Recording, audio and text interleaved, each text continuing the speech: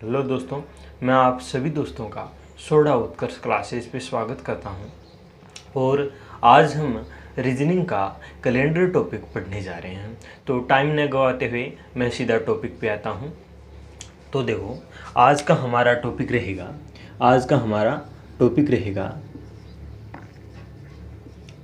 Calendar.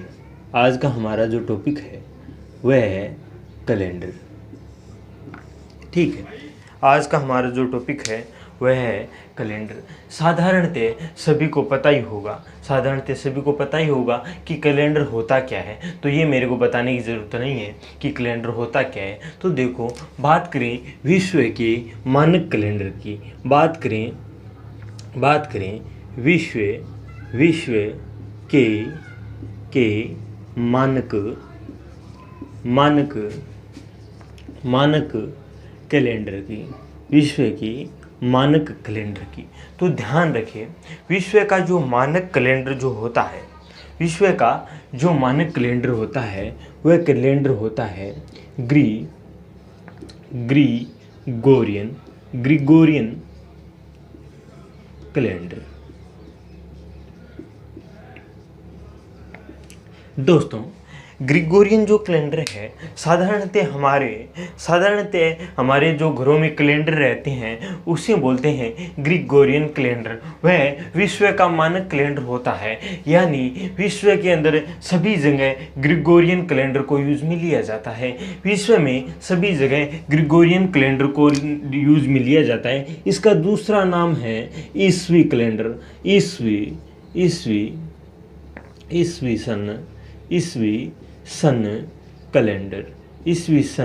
Calendar. इसका दूसरा नाम है ईसवी सन कैलेंडर। इसे ईसवी सन कैलेंडर भी बोलते हैं या फिर ग्रिगोरियन कैलेंडर भी बोलते हैं। ये हमारे साधारणतः घरों के अंदर यूज में लिया जाता है। एक और आता है, देखो हमने क्या किया, हिंदुओं ने जो हिंदू धर्म है, हमारा जो हिंदू धर्म है, उस हिंदू धर्म ने एक कैलेंडर चला लिया, एक खुद का कैलेंडर चला लिया कि भाई हम हमारे धर्म के लिए एक कैलेंडर चलाते हैं। उस कैलेंडर का नाम रख दिया विक्रमी संवत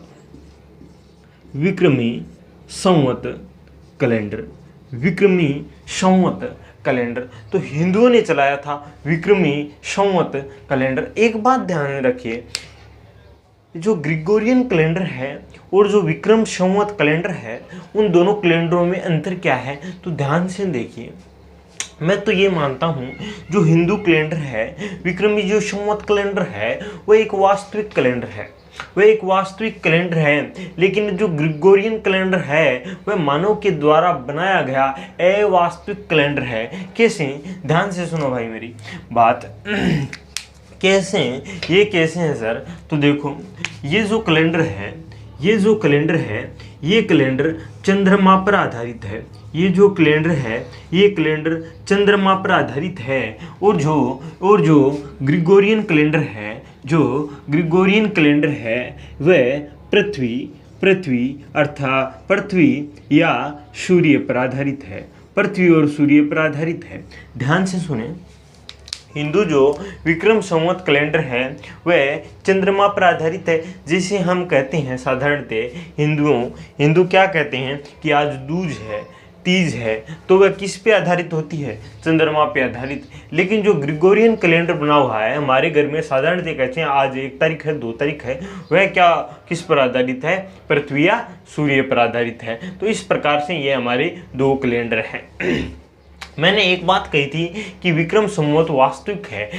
वास्तविक कैसे है? देखो, मान लो आज दूज है, तो जो आगे की दूज आएगी, उसको जो आज जो चंद्रमा का जो आकृति है, वह अगली दूज को ही वही आकृति रहेगी। यानी ये चंद्रमा पर वास्तविक रूप से बनाया गया एक कैलेंडर है हिंदुओं के द्वारा। हिंदू क्या करते हैं, चंद्रमा को भगवान स्वरूप मानते हैं, इसलिए अपना चंद्रमा पर एक कैलेंडर बना लिया। ठीक है। जो ग्रिगोरियन जो कैलेंडर है, वह हमारी सुविधा के मानव द्वारा एक तैयार किया गया एक तंत्र है। बाकी इसका कोई महत्व नहीं है, महत्व इस चीज़ का है, ये है ना, ये वास्तविक कैलेंडर यही है। ये तो हमारी सुविधा के लिए बनाया गया एक कैलेंडर है, जो विश्व को मानक कैलेंडर मानने के लिए इसको हम बना दिया गया। लेकिन अगर हम जीके की बात करें, जीके में जो कला एवं संस्कृति होती है उसके अंदर इस कैलेंडर का अध्ययन किया जाता है। लेकिन आज हम रीजनिंग पढ़ रहे हैं, तो रीजनिंग के अंदर मैं आपको ग्रिगोरियन कैलेंडर को डिटेल से पढ़ाऊंगा। रीजनिंग के अंदर ओनली ग्रिगोरियन कैलेंडर ही काम में लिया जाता है। ये क्वेश्चन और लिख लो, जीके के अंदर पूछ लिया जाता है कि जीके के अंदर क्या पूछ लिया जाता है कि राष्ट्रीय कैलेंडर कौन सा है। राष्ट्रीय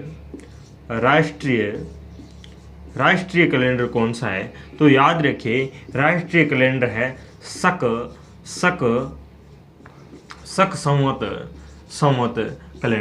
शक संवत कैलेंडर। याद रखिए, कभी कभी जीके में पूछ लिया जाता है राष्ट्रीय कैलेंडर कौन सा है, तो शक संवत जो कैलेंडर है वह राष्ट्रीय कैलेंडर है। शक संवत किसने चलाया था? राजा कनिष्क ने चलाया था। तो राष्ट्रीय जो कैलेंडर है वह शक संवत कैलेंडर है। ये चीज़ एक बार नोट करो।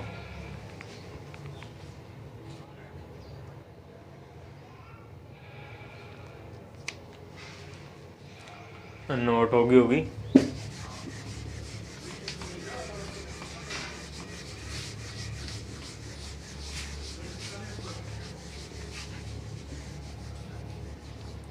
अब ध्यान से सुनिए, अब हम रीजनिंग की शुरुआत कर रहे हैं।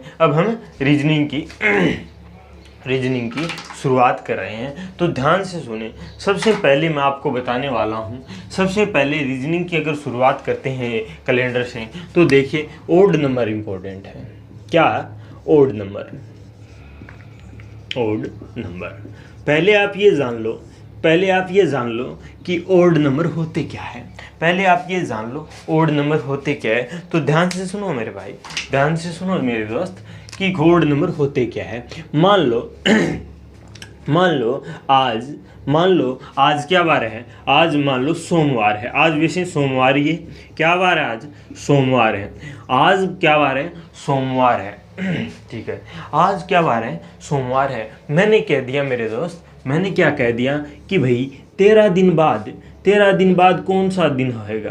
13 दिन बाद कौन सा दिन आएगा? ध्यान से सुनो, मैंने कह दिया आज सोमवार है, 13 दिन बाद में कौन सा दिन आएगा। तो हमें ऐसे नहीं निकालना है, हमें कैसे निकालना है कि 13/7, 13 में 7 का भाग दिया। यहाँ हमेशा मेरे दोस्त शेषफल लिखे, हमेशा मेरे दोस्त शेषफल लिखे। यहाँ क्या लिखे? शेषफल लिखे। 7 में 13 में 7 का भाग दिया, 7 3 6 शेषफल बच गया। क्या शेषफल बच गया? 6 शेषफल बच गया। तो ध्यान से सुने, क्या शेषफल बचा है? 6 शेषफल बचा है। यानी सोमवार के 6 दिन आगे, क्या होता है? रविवार होता है। क्या होता है? रविवार होता है। तो रविवार हमारा क्या है? आंसर है। ऐसे निकालना है। अब बात आती है ओड नंबर क्या है। ओड नंबर क्या होता है मेरे दोस्त? ओड नंबर वो होता है किसी भी संख्या में 7 का भाग देने पर जो शेषफल बचता है उसे ओड नंबर कहते हैं। मैंने कह दिया, ध्यान से सुने, मैंने कह दिया 30 दिनों का ओड नंबर क्या है? मैंने कह दिया 30 दिनों का ओड नंबर क्या है? 7 चौक 28 बचा 2 ओड नंबर है। यानी मान लो आज अगर, ध्यान से सुनो, आज अगर रविवार है, क्या आज क्या बार है? रविवार है। मैंने कह दिया 30 दिन बाद कौन सा बार होगा? 30 दिन बाद कौन सा बार होगा? यानी 28 कट गए, बचे कितने? ओड नंबर कितने बचे? 2। तो रविवार, सोमवार और मंगलवार होगा। इस प्रकार से निकालना है। ओड नंबर समझ में आए? लिख लो। ओड नंबर की परिभाषा लिख लो। किसी भी दिनों की संख्या के अंदर 7 का भाग देने पर जो शेषफल बचता है, उसे ही क्या कहते हैं? ओड नंबर कहते हैं। तो ये हमारा ओड नंबर है। ओड नंबर पे मैं क्वेश्चन लिखाऊंगा, नोट करो।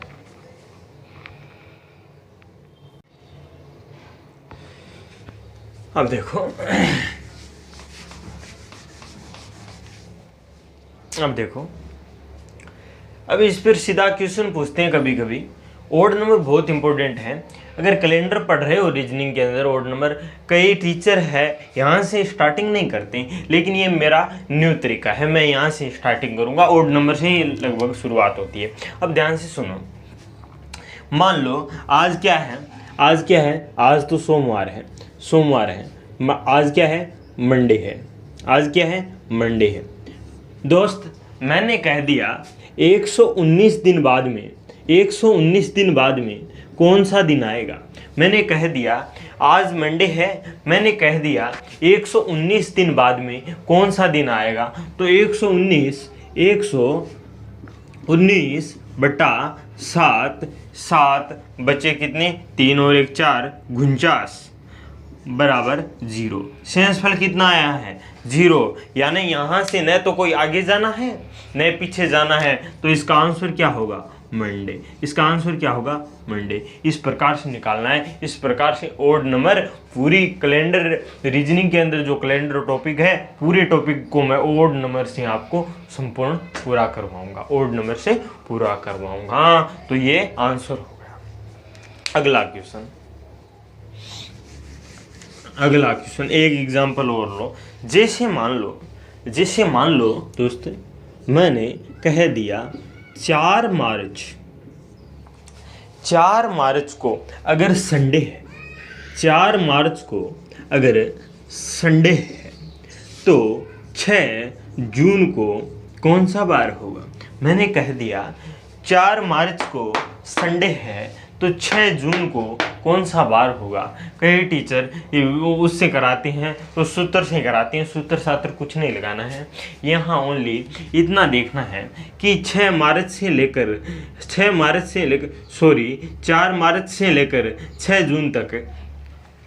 जून तक कितने दिन हैं। ध्यान से सुनो, 4 मार्च से लेकर 6 जून तक कितने दिन हैं। तो देखो मार्च क्या होता है, मार्च 31 का होता है, 31 का, जनवरी, फरवरी और मार्च होता है 31 दिनों का। 31 में से 4 घटा दो, 31 में से 4 घटा दो, कितने बचे 27। कितने बचे 27, और 27 और 6 कितने होते हैं, 27 और 6 कितने होते हैं, 33। 27 और 6 कितने होते हैं दोस्त, 33 होते हैं। 33 होते हैं। 33 में 7 का भाग दे दो, 33 में 7 का भाग दे दो तो 28 और बचे कितने, 5।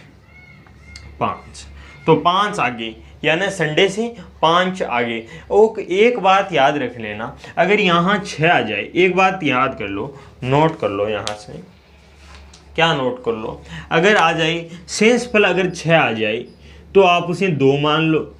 अगर 5 आ जाए तो उसे आप अगर शेषफल 6 आ जाए तो 1 मान लो, 5 आ जाए तो उसे 2 मान लो, 4 आ जाए तो उसे 3 मान लो, 4 आ जाए तो उसे 3 मान लो। ये देख लो।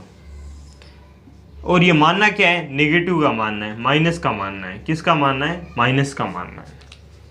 ये नोट करो, अगर शेषफल 6 आ जाए तो उसे -1 मान लो, 5 आ जाए तो उसे -2 मान लो, अगर 4 आ जाए तो उसे -3 मान लो। यहाँ शेषफल क्या है मेरे गुरु, 5 आया है, तो 5 को हम -2 मान ले, यानी संडे से -2, संडे से -1 क्या होता है, शनिवार होता है, और शनिवार से -1 क्या होता है, शुक्रवार होता है। तो इसका आंसर जो है, इसका आंसर है फ्राइडे इसका क्या है, आंसर है। फ्राइडे इसका क्या है, आंसर है मेरे दोस्त, नोट करो।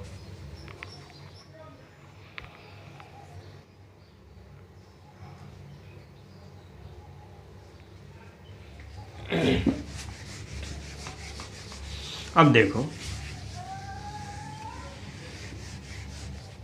जो हमारे ओड नंबर हैं, एक होता है, देखो कैलेंडर भी 2 प्रकार के होते हैं। एक तो होता है लीप ईयर, एक होता है, या कैलेंडर मान लो या फिर ईयर मान लो, 2 प्रकार के होते हैं, 2 प्रकार के होते हैं।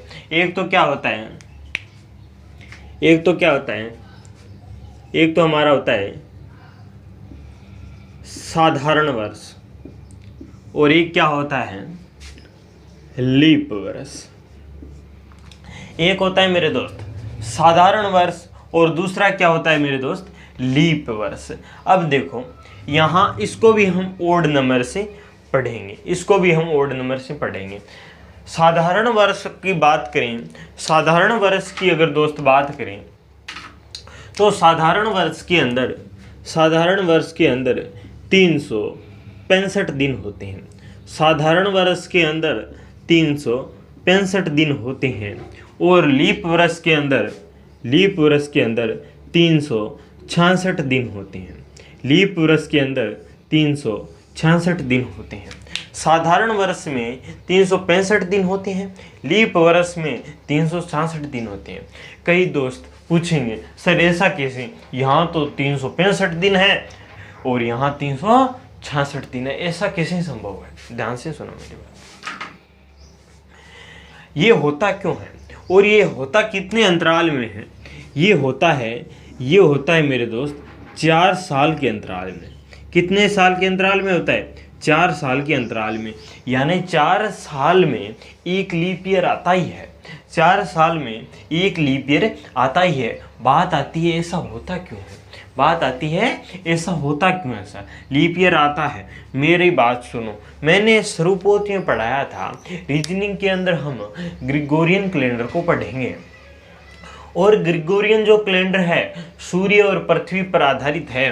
कहने का मतलब है ये जो सूर्य है इसके चारों ओर ये पृथ्वी जो चक्कर लगा रही है वह एक चक्कर पूरा करने में जितना समय लेती है हम उसे 1 वर्ष का नाम दिया है, हमने उसको 1 वर्ष का नाम दिया है। लेकिन वास्तविकता ये है ही नहीं, वास्तविकता ये है ही नहीं। मैंने स्वरूपोत में ये कहा था ये जो कैलेंडर बनाया गया है वह हमारी सुविधा के लिए बनाया गया है, लेकिन हिंदू कैलेंडर सुविधा के लिए नहीं वास्तविक बनाया गया है। तो ये सुविधा के लिए बनाया गया ओनली। तो देखो कैसे सुविधा के लिए बना दिया, तो ध्यान से सुनो।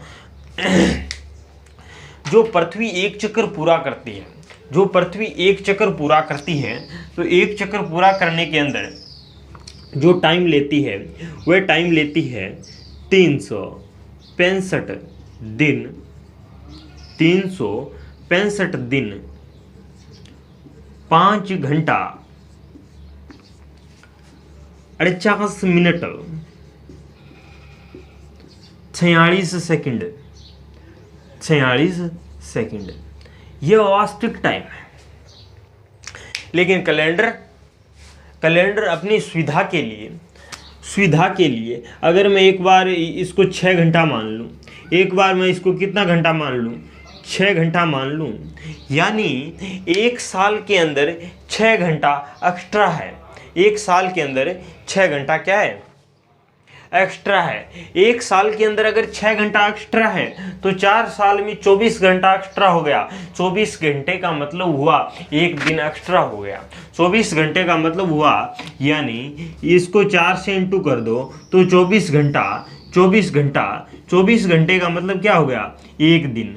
24 घंटे का मतलब क्या हो गया, 1 दिन। यानी 4 साल के अंदर 1 दिन बढ़ जाता है, 4 साल के अंदर 1 दिन बढ़ जाता है, 4 साल के अंदर 1 दिन बढ़ जाता है। इसी कारण 4 साल में लीप ईयर आता है। पहली बात तो ये समझो मेरे दोस्त कि 365 दिन और साधारण वर्ष में 365 दिन होते हैं और लीप ईयर में 366 दिन इसलिए होते हैं, इस कारण ये इसका कारण है। आगे एक बात आप ये भी पढ़ोगे कि पहले इसको नोट करो, पहले इसको नोट करो। हाँ ये नोट हो गया हुआ।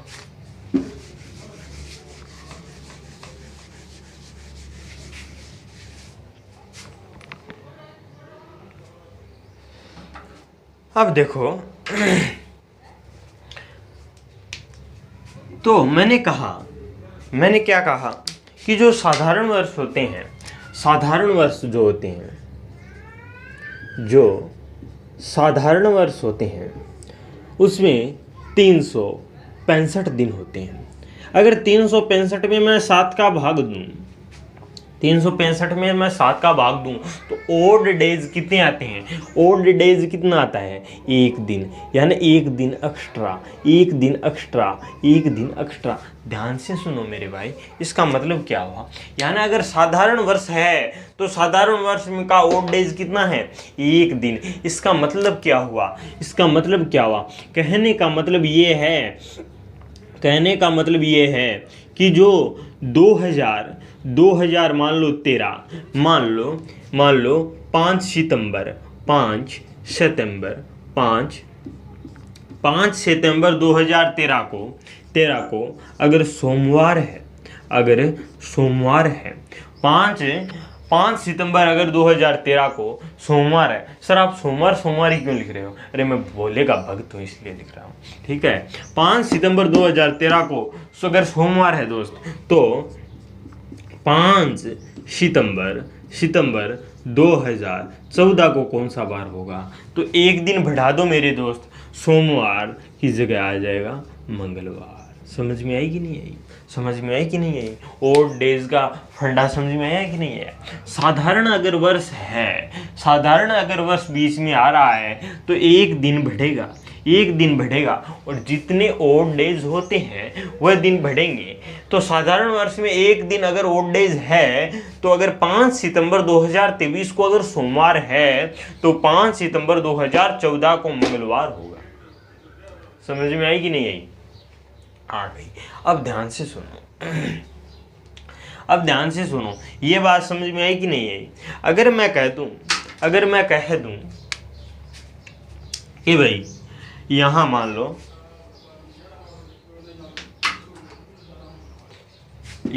लो, अगर मैं दे दूं कि 2011 और यहां मैं दे दूं 2012, अब मंगलवार नहीं आएगा, इसमें अंतर है। अब देखो, 5 सितंबर 2011 को अगर सोमवार है तो 5 सितंबर 2012 को कौन सा बार होगा?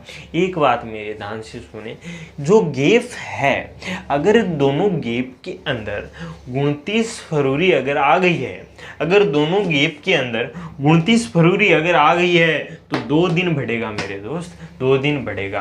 कहने का मतलब क्या है? अब ये चीज़ चेंज हो गई है। मैंने क्या कहा? जो लीप ईयर होते हैं, जो लीप वर्ष होते हैं, उसके अंदर 300, लीप वर्ष के अंदर दोस्त 366 दिन होते हैं। 366 में अगर 7 का भाग दूं तो आते हैं 2 दिन, यानी जो ओड डेज है उसकी संख्या कितनी है मेरे भाई? 2 है। यानी अगर यहाँ सोमवार है तो मंगलवार और बुधवार, यहाँ क्या आ जाएगा मेरे भाई? बुधवार आ जाएगा।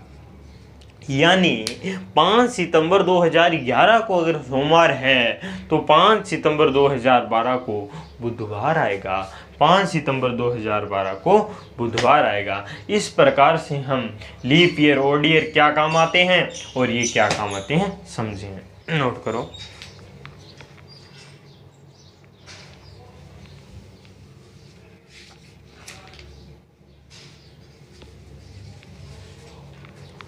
अब देखो, एक क्वेश्चन करते हैं,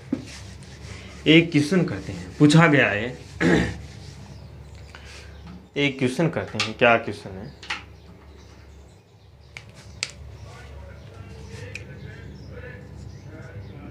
पाँच मार्च 2019 को, अगर सोमवार नहीं लूंगा, गुरुवार ले लेते हैं। गुरुवार है, क्या बार है? गुरुवार है। तो 5 मार्च 2033 को कौन सा बार होगा? क्वेश्चन क्या है कि 5 मार्च 2019 को अगर गुरुवार है तो 5 मार्च 2023 को कौन सा बार होगा? ध्यान से सुनो, 5 मार्च 2019 को अगर गुरुवार है तो 5 मार्च 2033 को कौन सा बार होगा? पहले मेरे को यह बताओ, इसका एक मैं कॉन्सेप्ट बताऊंगा, इसका मैं एक आपको कॉन्सेप्ट लिखाता हूं। वह कॉन्सेप्ट क्या है? मैंने अभी अभी आपको बताया है कि अगर बीच में लीप ईयर होते हैं, लीप ईयर का ओड डेज होता है 2, और जो साधारण वर्ष होते हैं, उस जो साधारण वर्ष होते हैं उस साधारण वर्ष का ओड डेज होता है 1। अगर मैं यहाँ से लीप ईयर निकालूं, 2019 से लेकर 2033 तक लीप ईयर निकालूं, तो लीप ईयर कैसे निकालेंगे? लीप ईयर, पहला लीप ईयर आ गया 20, दूसरा 24, तीसरा 28। ये कितने लीप ईयर है मेरे दोस्त? 20, 24 और 28, और 28 के बाद में 32। ये 4 लीप ईयर है, यानी 2020, 2024, 2028 और 2032। इसको लीप ईयर को निकाला कैसे? जो भी सन होती है उसमें अंतिम 2 अंकों में 4 का भाग दे दो, लीप ईयर आ जाएगा। अंतिम 2 अंक में 4 का भाग दे दो, लीप ईयर आ जाएगा। जैसे 20 में 4 का भाग जाता है, 24 में 4 का भाग जाता है, 28 में 4 का भाग जाता है, 32 में 4 का भाग जाता है। जिन संख्याओं में 4 का भाग जाता है वह लीप ईयर होती है। वह क्या होती है? लीप ईयर होती है। इस कारण ये 4 इसके अंदर लीप ईयर है। मैंने सोचा साधारणतः सभी बच्चों को पता होता है कि लीप ईयर कैसे निकाले जाते हैं, इसलिए मैंने बताया नहीं। वैसे देखो, लीप ईयर को याद कर लो आप, इसे निकालना नहीं कि भाग देने बैठ जाओ कि इसमें भाग दें इसमें भाग दें। याद कैसे करें? लीप ईयर को याद करने का एक फंडा देखो, लीप ईयर को याद करने का एक फंडा बताता हूँ मेरे भाई। याद करो, जितने याद होंगे ना, जितना टाइम कम लगेगा। जैसे याद क्या करना है आपको? 20, 40, 60 और 80, इन 4 आंकड़ों को पहले याद करो। पहले 4 आंकड़ों को याद करो और 4 का पारा 5 बार याद कर लो। 1 चौक चौक, 2 चौक 8, 3 चौक 12, 4 चौक 16 और 5 चौक 20। इनको याद कर लो और इनको, ये तो याद ही है, 20, 40, 60 और 80। अब ध्यान रखो, 2020 भी लीप ईयर है, 2040 भी लीप ईयर है, 2060 भी लीप ईयर है और 2080 भी लीप ईयर है। अब मेरी बात सुनो, ये चार इसमें जुड़ गए, अगर 8 इसमें जुड़े, अगर 12 इसमें जुड़े, 16 इसमें जुड़े या 20 इसमें जुड़े, तो वह भी लीप ईयर हो गए। बस इतना याद करना है, बाकी ये याद ही कर लो। ये लीप ईयर 4 का भाग देना है ना, ये लेंदी पड़ जाएगा, तो ये याद ही कर लो। जैसे मैंने पूछ लिया 2032 बताओ, 2032 बताओ, तो 2020 है, 2020 प्लस 12 हो रहे हैं, 20 प्लस 12 हो रहे हैं। 2032 का मतलब क्या है? 20 प्लस 12, 20 प्लस 12, तो 20 तो होते ही हैं, और 12 भी क्या है? ये रहा, तो ये क्या है? लीप ईयर है। इस प्रकार से आपको लीप ईयर है या नहीं इसका पता चलेगा, लीप ईयर है या नहीं इसका पता चलेगा। ठीक है, अब देखो मेरे भाई, हम कर क्या रहे थे, ये हमारा क्वेश्चन है। तो इसमें 4 लीप ईयर आते हैं। मैंने कहा एक लीप ईयर का ओड डेज जो होता है 2 होता है, तो लीप ईयर कितने हैं? 4 लीप ईयर हैं। यहाँ लीप ईयर कितने हैं? तो 4 × 2, 8 ओड डेज आ गए, 8 ओड डेज आ गए। और देखो साधारण वर्ष कितने हैं? तो 33 में से 19 घटा दो, तो 1 20, 30 के 10 और 3 14 हो गए। 14 में से 4 तो यहाँ आ गए, तो बच्चे कितने? 10 साल। तो 10 साल क्या है? साधारण वर्ष। तो एक साधारण वर्ष का ओड डेज कितना होता है? एक तो 10 के कितने हो गए? 10 के कितने हो गए? 10, यानी ओड डेज, कुल के ओड डेज कितने हो गए? 18।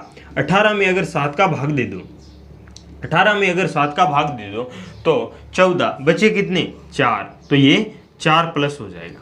यानी यहाँ क्या है? गुरुवार, तो शुक्रवार, शनिवार, रविवार और सोमवार। आना तो सोमवार ही है, तो आंसर तो इसका क्या है? सोमवार। तो ये आंसर आ गया सोमवार। ऐसे निकालना है। आप कई टीचर बताते हैं ऐसे क्वेश्चनों में क्या करते हैं कि भाई यहाँ वो सूत्र लगा दो कि यहाँ वास्तविक डे क्या है, फिर ये कितना आगे है पीछे है, फिर इसका वास्तविक, वो कुछ नहीं करना है। अगर यहाँ डेट सेम आ रही है तो आप इस प्रकार से इसका आंसर निकाल सकते हो। इस प्रकार से आप इसका आंसर, ये नोट करो।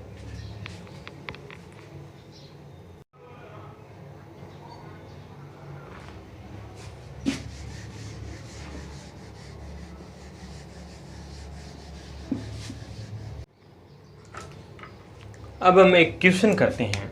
जैसे मान लो 15 अगस्त 2005 को अगर शनिवार है तो 15 अगस्त 2025 को कौन सा वार होगा, ये क्वेश्चन है हमारा। तो ध्यान से सुनो, पहले तो इसमें लीप ईयर बता दो, पहले तो मुझे कुल वर्ष बता दो। कुल वर्ष कितने हैं, 20 साल है। कुल वर्ष कितने हैं, 20 साल है। 20 में से लीप कितने हैं, तो लीप कैसे निकालेंगे, मैंने बताया था, 8, 12, 16, 20 और वापस 4, कितने आ गए, 5। तो 5 कितने हो गए, लीप ईयर बचे कितने, 15 कितने हो गए लीप ईयर। अगर 5 लीप ईयर है तो इसका दुगना 10, अगर ये है तो ये तो 15 के 15 ओड डेज होता है 5। यहाँ लीप ईयर अगर 5 है तो 10 बढ़ गए, ए लीप अगर 15 है तो 15 के 15, ये दोनों कितने हो गए, 25 बटा 7, शेषफल 4। तो 4 प्लस कर दो, शनिवार, रविवार, सोमवार, मंगलवार, बुधवार। तो बुधवार इसका क्या है, आंसर है, बुधवार आंसर है। इस प्रकार से हम निकालेंगे। एक क्वेश्चन और, इसे स्क्रीनशॉट ले लो। एक क्वेश्चन और बता देता हूँ इस प्रकार का, ये हमारा पहला टाइप। एक क्वेश्चन और लिख लो। एक क्वेश्चन क्या है, जैसे 11 जून 2023 को मान लो संडे है, तो मैं कह दूं कि 11 जून 2003 को कौन सा बार होगा। अब ये क्वेश्चन मस्त है। ये क्वेश्चन कैसे मस्त है, ये पीछे जा रहा है, 2023 से 2003 वापस पीछे जा रहा है। तो याद रख लेना, आएगा जो आंसर माइनस में आएगा। ये बात आपको ध्यान रखनी है, क्योंकि पीछे जा रहा है मेरे भाई, पीछे जा रहा है। अब ध्यान से सुनो, 2003 से लेकर 2023 तक अगर लीप ईयर की बात करें, मैंने एक आपको सूत्र बताया था। क्या सूत्र बताया था, 4, फिर 8, फिर 12, फिर 16, कहाँ तक जा रहा है, फिर 20, यहाँ तक रुक जाओ। कितने आ गए लीप ईयर, कितने आ गए मेरे भाई, 5 क्या है, लीप ईयर है। कुल साल कितने हैं, 23 में से 3 घटा दो, 20 साल है। कुछ 20 साल है, उस 20 सालों में से अगर 5 लीप ईयर है तो 15 लीप ईयर हो जाएंगे। तो 5 के बढ़े 10 और 15 के बढ़े 15, तो कितने हो गए, कुल 25 बढ़े। तो 25 बटे 7 कितने आ गए, 4 शेषफल। कितने आ गए, 4 शेषफल। लेकिन ये 4 किसका होगा, माइनस का होगा। ये 4 किसका होगा, तो माइनस का होगा। माइनस के 4 को हम क्या लिख सकते हैं, माइनस के 4 को हम प्लस का 3 लिख सकते हैं। तो संडे में से प्लस 3 कर दो, मंडे, ट्यूसडे और वेडनेसडे, यानी इसका आंसर क्या हो गया, वेडनेसडे। इसका आंसर वेडनेसडे, बुधवार आ गया। तो ये हमारी पहली क्लास थी, जिसमें मैंने आपको एक टाइप बताया है, ओड डेज के बारे में सारी जानकारी दी है। आपको अगर मेरी क्लास अच्छी लगी है तो लाइक करें एंड शेयर करें। धन्यवाद।